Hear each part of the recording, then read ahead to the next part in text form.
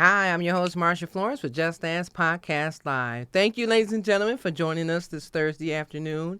And we have a returning guest for you today with some very, very important information for you in reference to housing issues and concerns. So I don't want to take a lot of time with my introduction, but I do want to introduce to you or reintroduce you a returning guest, Ruth Johnson, Public Policy Director from Community Development Advocates of Detroit, better known as CDAD. And good afternoon, Ms. Ruth Johnson. Hello, Marsha. Thank you for having me on your show. This is a great opportunity to share information and inspiration. Thank you, Ruth. Thank you. You know what, Ruth? Now, every time you come, and you've been a couple of times, people are always enlightened by the fact that there are some resources that they know very little about. So today we ask you to come back and tell us what's going on in the city of Detroit in reference to this housing concerns. But let's start off with your title and what is it that you do there? Yes, I work for a nonprofit, nonpartisan organization, CDAD, Community Development Advocates of Detroit. We're based in Detroit, and we don't actually do any direct services or programs, but instead we provide support for our nearly 200 members across the entire city of Detroit that does great work to improve the lives of Detroiters and to make the quality of life for Detroit neighborhoods better. Okay.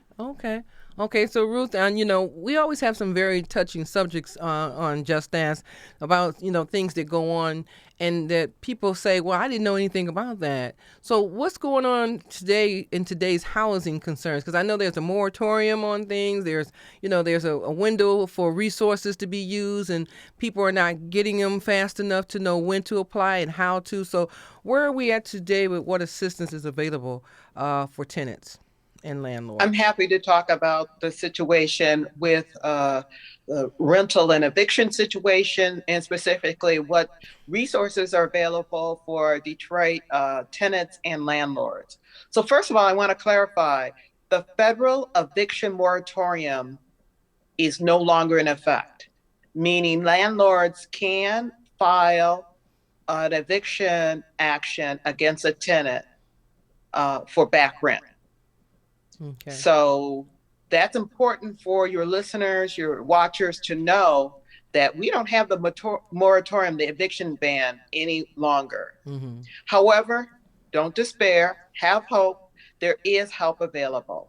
So first of all, the federally funded CERA program. CERA is not a girl's name, but actually stands for COVID Emergency Rental Assistance, CERA. So you might hear them say CERA. It's not calling a friend's name.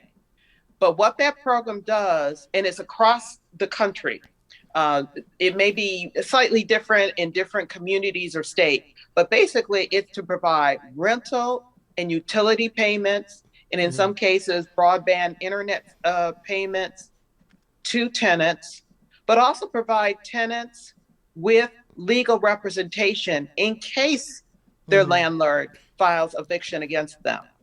Okay. The most important thing is for people to reach out. The earlier, the better. And I know sometimes it's hard. You get the notice on your door, or you know you're behind, and you think, let me just move. I know I don't have the money. I would ask people not to do that, because this eviction will stay on your record, and then it makes it more difficult for you to get other housing, even public housing. So there are different ways in which your listeners can get help. with their rent Okay. and utility payments and legal representation. So Ruth, let me ask Uh, you this: we do have some of you guys' information. So let's go to this notice here that we have on the screen. I don't know if you can see that eviction, yeah, rent, and utility payment help is available. So tell us about this part right here. Now, it says as of September 7th, 2021, the federal ban on eviction ended. If you are a renter or unable to pay rent, you may now face eviction. Now, that's what we're talking about today. Okay. yes, that So is there's that correct. CERA, you said, what's that? What's the CERA? CERA. Sarah. Okay, I see that's that. So tell us about this particular screen right here. So this screen is actually from the City of Detroit website. And if you keep scrolling down, I know we can't do it here. There's lots of information. But the two things I really want to point out is that people can call the Detroit Eviction Helpline. And Mm-hmm. that number is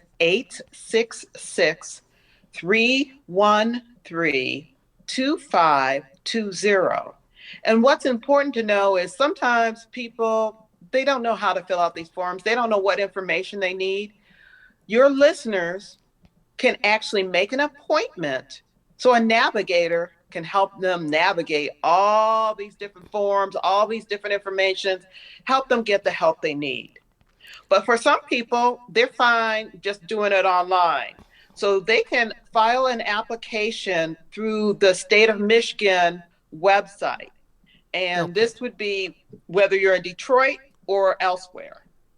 And that is CERA, again, CERA, then another A, pp.michigan.gov. So it's Okay. CERA, Michigan.gov. Okay. So we have those up there. Now, also, it says call Detroit Eviction Hotline, helpline at 866-313-2520. 866-313-2520 to ask for a navigation appointment. So people need to know you have two numbers here, ladies and gentlemen, that you can use to call and get an appointment and speak to a navigator to assist you in filing the paperwork, or you can go online yourselves and do the application. So that's a good one, Ruth, because a lot of people are like, well, wait a minute, who do I call? Where do I call? And that screen right there helps them along the way. So thank you for that. I want to go to another one because I know there's additional information further on down the line. So this one here, Detroit Right to Counsel. What is that about? I'm so glad to talk about the Detroit Right to Counsel Coalition. CDAD, Community Development Advocates, is a partner in this coalition. There are two things I want to point out. It's great having this federally funded program to help with rent and utilities and all this other stuff, but the money will run out. It's funded by the CARES Act and the American Rescue Plan Act, but that's a temporary solution. What the Detroit Right to Counsel Coalition wants is permanent solutions for Detroiters facing eviction. And one Mm-hmm. of the most important things is just having legal representation.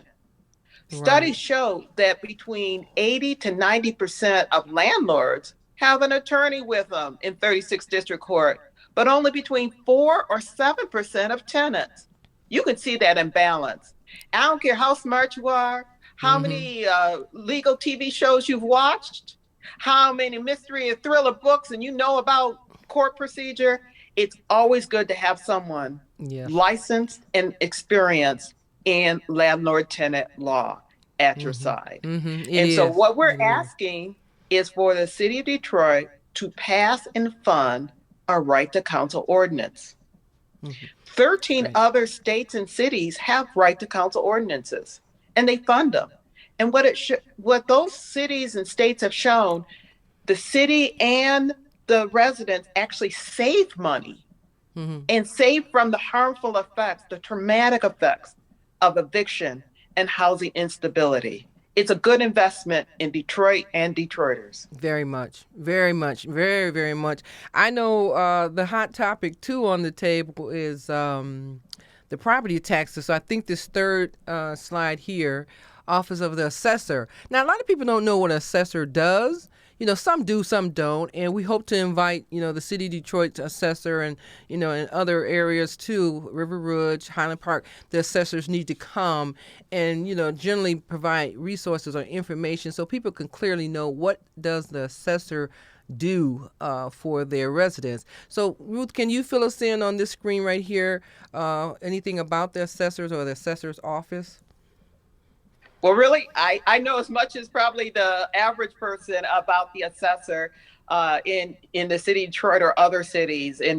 But I think what I want your listeners to know is if you have questions about your property tax assessment or whether you're eligible for an exemption. There are exemptions if you are the principal owner, homeowner, and you're a senior, person with a disability, I believe, veteran, some other things, low income. That could be a way in which your property tax can be reduced. But here in Detroit, we have a major problem. For many years, the city of Detroit illegally overassessed people, meaning they said, hey, you've got to pay this amount based upon our calculations, but they were using the wrong formula. They were using the wrong information. So even though when property values were going down, the city of Detroit didn't make the right adjustments. And so people had to either pay more than they had to pay, meaning they didn't have money for other things, or they actually lost their house through foreclosure. Again, on some money they shouldn't have even had to pay. Right. So there is, in addition to contacting the assessor's office, one, if you just have any basic questions, to if you're eligible for exemption, to go through that process. But there's also a process to appeal your assessment. If you feel that it's the wrong number, then you have the right to appeal. But again, that's a lot of forms. There are some nonprofit organizations that provide help on filling out the exemption form, as well as helping with the appeal. But I know people are busy. And one of the things I think is important, yes, individuals can take action, but it's really important for us together to take action. Right. So CDAD is part of another coalition called the Coalition for Property Tax Justice. They've done studies. They have done community education events. They just had one virtual event last Saturday, so people understand the issues and what is being done. And we're asking that these Detroiters that were illegally overassessed be compensated. What that looks like may look different, whether you're still in the house or not, or what your situation is. But right is right and wrong is wrong. And if you were forced to pay something you really didn't know, that's wrong. I'd also want to point out there's a recent article in Bridge Detroit magazine. Nusrat Rahman has actually provided a guide to Detroiters for their property taxes. Really? So I don't have that link or URL available, but if someone types in, if they're computer literate and puts in Bridge Detroit property taxes, this article that just came out today should come up. I get an email from them every day, so I'm going to have to read that tonight, okay? Make sure that I find that one. Okay. Yeah, because a lot of people, it's not that you have to be book savvy or anything or college educated to apply for these resources or to even know about them. But once you hear about them, no question is a dumb question. Call and ask a question the best you can of your ability so that the person on the other side, on the line, can help you navigate and get the answers that you need. Regardless, like you said, if your house is a brand new built house or an old rundown house, it's your home. That's where you live. You want your taxes handled properly, processed properly. You want to make sure that you're not being evicted for the wrong reasons, and you want to make sure that your paperwork is filed properly and it's yours. It's not somebody wrote on it and changed the name and now you got to go through the red tape and identify who you are. It's a lot of stuff that doesn't make sense or is outdated that shouldn't be going on, especially when you're a senior citizen and you've been living in that home for 40, 50, 60 years. And in order to get your house exempt or any type of break in taxes and stuff, you got to fill out all this paperwork that by the time you do it, it's your birthday again, and you can't get to it. I mean, really, Yes. we need to have what they call a short form. If I've been living in the Yes. same house for 30 years, it's going to be 31 too. So if, at least give me an option to have a short form to fill out that says, are you still a resident at this home? Has your income changed? Has the value of your property changed? Not give me 10 pages and tell me when you fill this out, send it in with your ID and all your income information and stuff, this will be processed. I may be a person with a disability and can't get out. I may Right. be a single person and don't have children and still can't get out. I may be visually impaired, hearing impaired, any of those things that can prohibit me from being able to complete this paperwork. We need to put on the table a short form or a new design way to collect data to allow people to maintain, staying in their home, and be able to apply for the necessary tools to keep themselves in their home.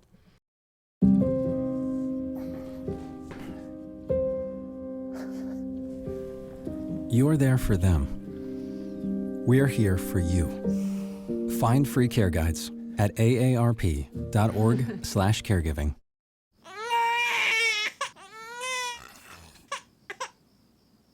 If you love them enough to suck the snot out of their nose at 4 a.m., then surely you'll check nhtsa.gov/the right seat to make sure they're in the right car seat.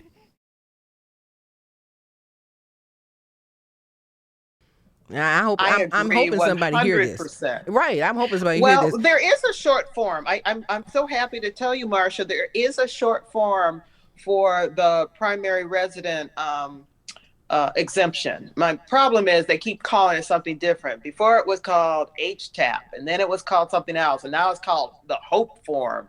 And it just is unnecessarily difficult and challenging when you keep changing the name. And who knows? So some of this was before COVID through state law, because like one based upon age, if you're old last year, you're going to be old this year. Okay. And I'm not trying to slight anybody, any of our elders or any of our seniors, but some of this doesn't make sense. There's also on the state level allowing, and it's up to each county or each city, allowing these exemptions to be good for 3 years. But even every 3 years having to do this. As a result of COVID, some of these forms don't have to be notarized because whether you're a senior, Right. whether you're a single parent with a couple of kids, whether you're doing caregiving of someone else, whether a person with disability, trying to find a notary in the city of Detroit, during especially in COVID ain't time. easy. Right. Yeah. Especially during the So- COVID, you're not going to get that. That's right. Well, we have There one have more been slide. some I think changes, I'm but I would glad. say not enough. Right. But I'm hoping with our conversation today, there's some, spearheads that can spear this information along the way. Share this knowledge. Okay. You hear that, people? Share the knowledge. All right. So let's look at this last one here. Oh, that's you. Okay. So Community Development Advocates of Detroit. Okay. And that's you guys, name and is that your email? No, your web and your email. Okay. CDAD. Yes. That's a nice name. Yeah. So Ruth, now can people actually call this number here and get some more resource information, not only just from you, but from, personnel in the office?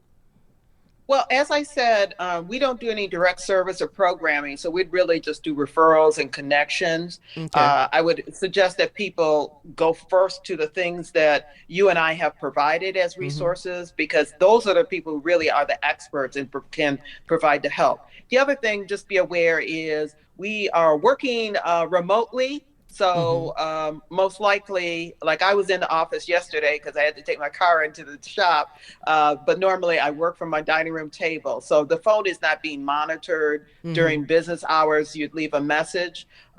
Feel free to do that. I would just say, if you go to our website, www.cdad-online.org, you can sign up to get monthly newsletters. Twice a month, you can get a policy update. And many times we have information that you may not get elsewhere, or how you can take action with other people who care about the same things you do. Okay. Well, we got it at the bottom of the screen, and that number is 313 832-4620. Okay, so that covers a lot. It really does. That covers a lot, and hopefully people will be paying attention to this particular show today, because there's someone out there, with the tear in their eye. I'm about to lose my home, or not only am I about to lose my home, taxes is ridiculous, and I don't know how to pay them. I can't pay them, and and a lot of times with since COVID has taken its toll, it's a lot of mental illness going on. COVID backlash. Where people are having repercussions after having COVID, and so they're not thinking about bills. They're not thinking about, I got to pay the taxes, I got to pay my rent. They're sick. People are sick, and it's not an excuse to say don't pay something, but you got to realize there's got to be room for error, where at least if you notice a person hasn't paid this bill, can you reach out to them? They've probably been a person who paid bills all along, and all of a sudden they've fallen off. It doesn't mean that they're deceased, but they fell off because they were ill, or Yes. hey, Yeah. some people not even getting their mail. So things are being delayed in every area, every instance, and it's just like, if we didn't have television or Zoom, or if we didn't have Facebook and this and that, where would we be with some of the information and resources that we have today, like from agencies such as yours? That is so true. The Coalition for Property Tax Justice uses a phrase, dignity restoration, not only restoring people to their homes and their communities, and restoring them in some way, maybe financially, is restoring their dignity. Because so many people, their home and how they handle their money, they see as a reflection of them. Yes. And unfortunately, in the society we live, it's very capitalistic, and how you handle your money is how you are valued. And so a lot of times people feel shame. Yep. Why am I not able to manage better? But I would ask people, throw away that shame, discard it, get rid of it, stomp on it, and allow yourself to get the help you need. Many of these places are non-judgmental. They're not going to make you feel bad. They want to make you feel better and do better and have better. Well said, Ruth. Well said. Yeah, very sad. I wish that was the end of our show. I would close with what you just said. You said that so beautifully, really. And I just hope that people are tuning in today to hear that, because, like I said, there's a lot of people out there hurting right now, and they don't know which way to turn. And we just hope that they can turn to today's show and listen and say, okay, I'm going to make that call. I'm going to run through these screens right quick again before we wrap up. So the first one, once again, ladies and gentlemen, eviction, rent, and utility payment help is available. That eviction prevention hotline number, that 866-313-2520. You see that at the bottom of the screen. And you can always call us here at Just Ask Talk Show, and we'll post that in 1 second. Okay, and from that screen, we went to the Detroit Rights to Counsel. They're facebook.com/DetroitRTC. If you have something you want to say or you want to review their information, go to facebook.com/DetroitRTC. And we have Office of the Assessor. Now, call the assessors and find out what they're doing over there and how you can get some help. So, City of Detroit Assessor is 313-224-3034. 313-224-3034. Now, we know a lot of you are email and web savvy, but we're going to give out phone numbers, and you can get those email addresses when you call. And last but not least, you know what, just Miss Johnson here, go to CDAD-online.org if you need to look up some resources that they have available. All right, so that holds that. Now, without further ado, Ruth, I got to tell people, if you missed today's show, you can actually go to our Facebook page or get ready to see it on PBS Channel 56 every Wednesday morning at 5:30 a.m. or 2:30 p.m. on Friday. So if you missed this show, it will be coming up soon on PBS Channel 56. And you can always just tune in that way or drop us a line at justasktalkshow.org. And definitely I will provide this information to you from CDAD, as well as, hey, you ask about Ruth Johnson, you want to know who she is, this is her. Okay, this is her. So, Ruth, really, I am so glad you came back. And I know you got to come back and join us again. You just can't be a total stranger. I'll bring some of my friends who are actually the ones doing the work in Detroit neighborhoods. So right now I'm telling you about what CDAD and me and my colleagues are doing, but I also want to bring in some people who can tell you this is exactly what we're doing in this neighborhood and this is how we do it. Because I think it's important to have the people on the ground telling it how it is. What they say, boots on the ground. Yes, definitely. Yeah, boots on. Because you know what, I know. It was last year, or whatever. We had a chance to meet one of your colleagues. Who was that? Chase Cottrell. Yes. And that's yes. and Chase Cottrell is over what program?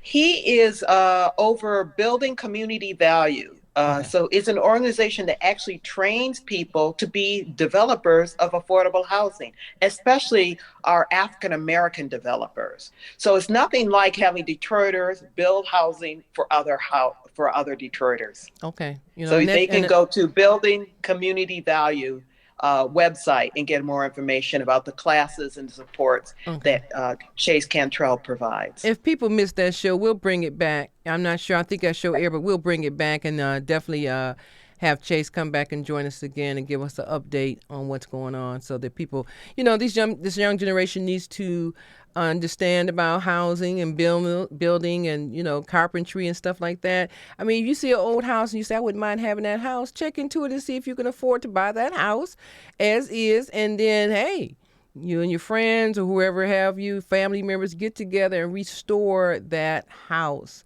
Houses have lives too. Once upon a time, they were brand new. Now they're old. They need care. Houses need care. And you can be the caregiver of a brand new house or old house and make it a new house and, raise your family in it. So I think that's a wonderful thing. Yes, it is. So, well, Ruth, I'm going to wrap up with you. And as I always say, will you come and see us again? I would be happy to. I'm thrilled to appear this time, in the time before, as well as in the future. So thank you for everything you do, Marsha. You are such a wonderful community asset resource. Thank you. No, thank you, Ruth. My job couldn't be done if it wasn't for people like you. So do thank your department heads over at CDAD for having you grace your presence with us today, because I am very much appreciative. And I'm sure the viewers of today will be appreciative as well, because I'm telling you, a lot of people don't know what's going on. And you just gave a wealth of information that will help a lot of us. And it's just needed. It's just time, and it's needed. And people are starting to search. We're in a new year. We need to know what's going on and how to handle ourselves. So this worked out well. Okay? Thank you again. Thank you.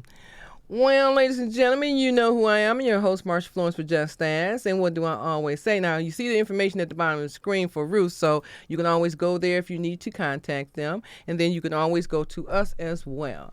I'm your host, Marsha Florence, for Just Ask. And what do I always say? If you know a person with a disability, or if you just have a general question, don't be afraid to ask. Just Ask. I'm your host. See you next time.